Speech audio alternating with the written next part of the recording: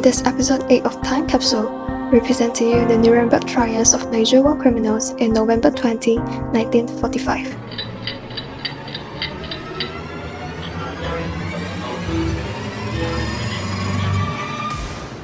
The Nuremberg trials were one of the series of military trials that was conducted by the Allied forces after World War II.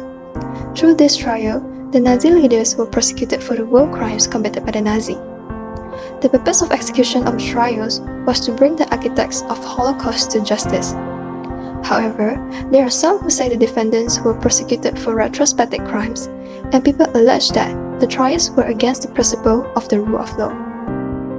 In Nuremberg trials, not only the Nazi Party officers and high-ranking military officers were prosecuted as the defendants, but the German industrialists, lawyers, and doctors were also prosecuted for the offenses against peace and crime against humanity.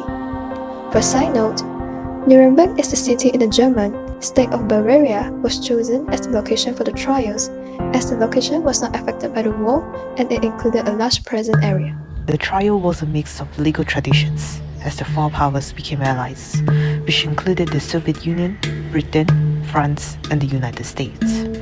Due to the different legal traditions, the decisions by the court were imposed by the tribunal rather than including only a single judge to avoid self-interest towards the trial. During the trials, defendants were allowed to choose their lawyers, and the defense strategy were usually on the ground of ex post facto law, which defined in the London Charter, which means they were laws that criminalized actions committed before the laws were drafted. In the end, the tribunal managed to find all and 12 were sentenced to death, one in absentia, while the others were sentenced to an imprisonment of 10 years.